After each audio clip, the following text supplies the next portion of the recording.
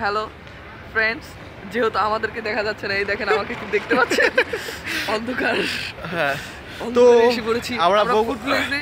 এখন ফুড ভিলেজে হ্যাঁ চান্দুগড়া চান্দাইকোনা। ও Chandaikona food village আছে এখন। হ্যাঁ। এখানে অনেক শীত, কুয়াশা, আর ফুড ভিলেজটা পিছনে। শিওর। সাথে রনি যাওয়ার কথা ছিল, রনি চলে আসছে। এখানে আছে রনি, যদিও দেখা একটু কম যাচ্ছে। পিছনে তো ওই যে মোটু রিফাত আছেই। তো দেখতে ফুড পাচ্ছেন ভিলেজ আছে, সবাই? ভালো লাগতেছে। রাস্তা অনেকটা কাছাকাছি। দেখো আবার পরে আসতেছি একটু পরে। অ্যাট লাস্ট আমরা এখন আছি মহাস্থানগড়ে। যদিও এখানে পুরাতন প্রাচীর ছাড়া অন্য কিছু দেখা যায় না, আর শুধুমাত্র ধ্বংসস্থলের মধ্যে শুধু প্রাচীরগুলোই দেখা যায়, তাও অল্পখানি।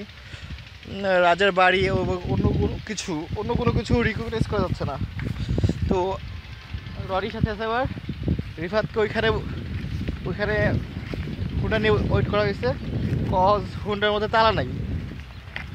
আর এই জন্য হুন্ডা নিয়ে আস্তে আস্তে আমাদের পিছনে আসতেছে। তো আমরা আস্তে আস্তে দেখি, ওই দিকটা দেখা যাচ্ছে একটু হালকা উঁচা পাহাড়ের মতো, টিলার মতো। মেবি এটা শুটিং স্পট অথবা পিকনিক স্পট টাইপের কিছু একটা।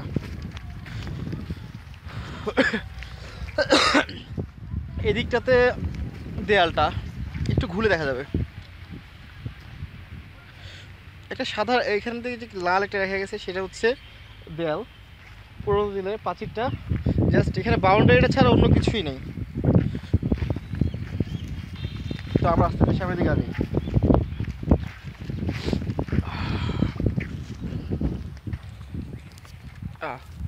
নাও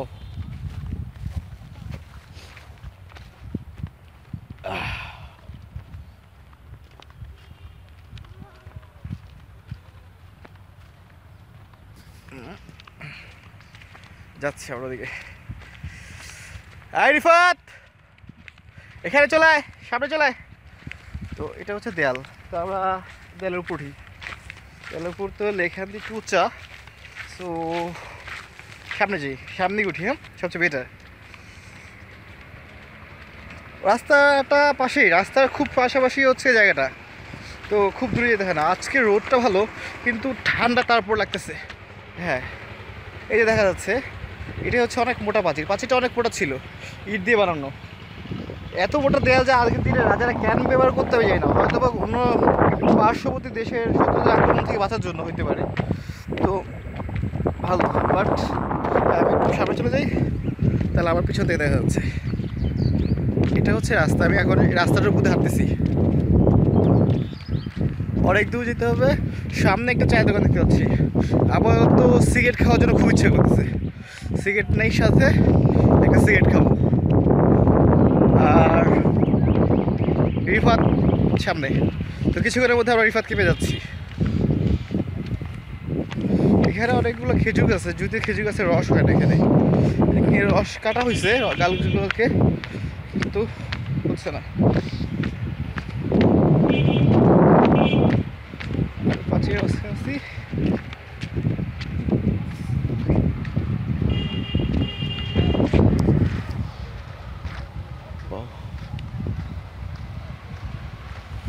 দোকানটা দেখি এখন তাহলে।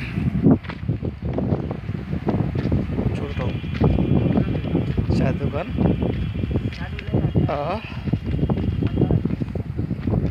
এখানে হচ্ছে পাঁচিলটা। ওই যে পিছনের রডে রিফাত আসতেছে। রিফাত, তুমি কিছু বলতে চাও? হ্যাঁ, আমি বলতে চাই। হ্যাঁ, শিওর। যে আমরা সবাই অনুভূতিটা কি? আমরা খুবই এক্সাইটেড যে আমরা বগুড়া মহাস্থান ঘর ঘুরতে এসেছি। এবং আমি আরো এক্সাইটেড এই কারণেই যে আমার ভার্সিটির ফ্রেন্ড সোহাগ এবং রনিকে সাথে নিয়ে আসতে পেরে। Thank you. এত বেশি বলার দরকার ছিল না, যদিও একটু বেশি বলে বলছে। আচ্ছা, তাহলে সামনের দিকে আমাদের সাথে একটা হুন্ডা আছে, খুবই ভালো হুন্ডা। তিনজন লোড নিয়ে আসতে পারে না, যাই হোক অনেক কষ্ট করে আসছে। আমরা তিনজনে আসলে সেরকম হ্যাঁ, আমার অনেক চিকন, আমাদের স্বাস্থ্য নাই, আমরা খুবই শুকনা, দ্যাটস ওয়াই। যাই হোক, এই যে আমরা পাশ দিয়ে হাঁটতেছি, এটা হচ্ছে মস্তানগড় সেই পাঁচিলটা, অনেক মোটা দেখা যাচ্ছে। আর আমাদের স্কুটার এটা, হ্যাঁ, যদিও পালসার মতো দেখা যায়, পালসার না, বাজাজ। ভাই ভাঙাটা দেখছি। আচ্ছা না ভাঙা একটু একটু একটু ডিফেক্ট আছে, বাট আমরা ডিফেক্ট দেখাবো না। হ্যাঁ, তো আমরা হাঁটি দেখি কিছু, আর কিছু দূর। আমাদের গন্তব্য হচ্ছে এখান থেকে আর 2 কিলো রাস্তা। তো আসি আপনাদের সাথে আছি। এখন হচ্ছে আমরা মহাস্থানগঞ্জ জাদুঘরে। জায়গাটা অনেক সুন্দর, আশেপাশে অনেকগুলো গোলাপ ফুল বাগান, গাঁদা ফুল আর হচ্ছে অন্যান্য ফুল আছে। তো রিফাতকে বাইক পাহাড়ের জন্য বাইরে রাখা হয়েছে, আর আমি আর রনি ভিতরে। তো চলেন ভিতরে যা দেখি। রনি সেলফি উঠাতে ব্যস্ত।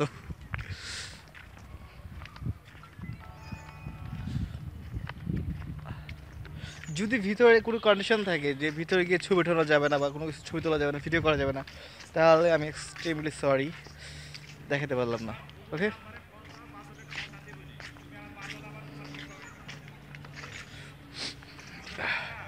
আচ্ছা একটা জিনিস, এইখানে যে এটা দেখা যাচ্ছে, এই পিলারটা হচ্ছে শেরপুর থেকে 1800 শতকের, 1800 শতাব্দীর একটা দরজা। ডিজাইনটার থেকে এরকম ছিল আগে, এটা লক্ষ্য করে দেখা যাবে। ওকে, রেডি। তো না, আমরা এখন হচ্ছি এখানে, তো আশপাশে দেখা যাচ্ছে আশপাশটা ফুলের বাগান তৈরি করা হয়েছে, এই জন্য অনেক সুন্দর লাগতেছে। তো বাকিটা ভিতরে এখনো যাওয়া হয়নি, ভিতরে গেলে বোঝা যাবে যে বাকিটা কীরকম। ওকে, এখন আমরা ভিতরে যাচ্ছি, অনলাইনে আছি।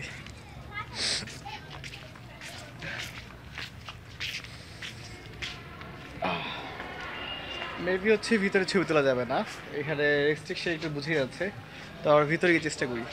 রাইট, হ্যাঁ।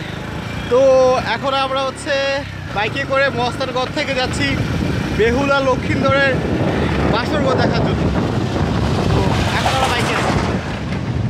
হ্যাঁ, সামনে সামনে সামনে।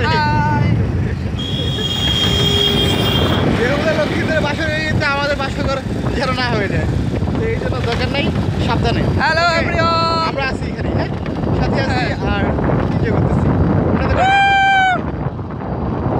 হ্যালো গাইস, তো এইটা হচ্ছে বেহুলার বাসর ঘরের স্থান।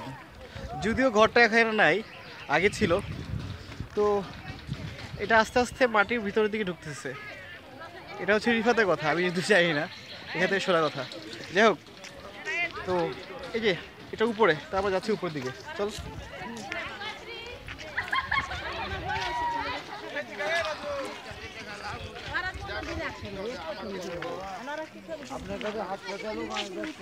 অনেক আরাম ভিতরে।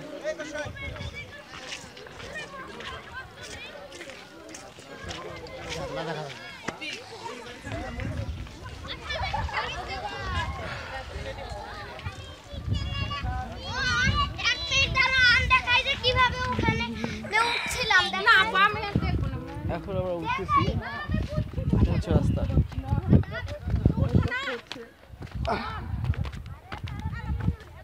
অনেক কষ্ট হচ্ছে, অনেক উঁচুতে।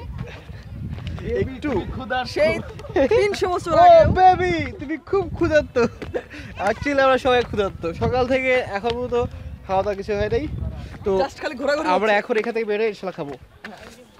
ওয়াও, এখান থেকে একটু ঢুকতে হবে।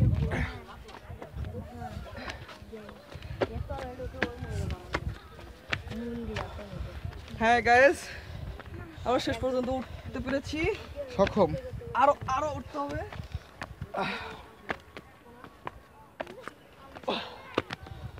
এটা অনেক উঁচু, তো এত উঁচায় চাঁদ সদাগর কেন তার ছেলের বাসঘর সাজাইছে আমি জানার জন্য খুবই আগ্রহী। যদি কেউ জানো ভাই প্লিজ আমার জানো একটু। অ্যাটলাস্ট হচ্ছে কি আমরা চলে আসছি, তারপরও নাকি মনসা দেবী তার ছাড়ে নেই। এই বাসঘর ঢুকো।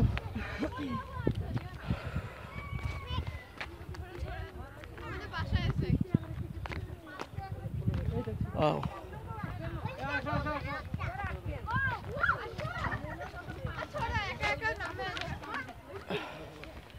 তো আমরা শেষ পর্যন্ত আসতে পেরেছি গাইস। এটা কি ছিল সেই পয়েন্টটা? হ্যাঁ, এটাই ছিল। তো দেখিয়ে ফেলো।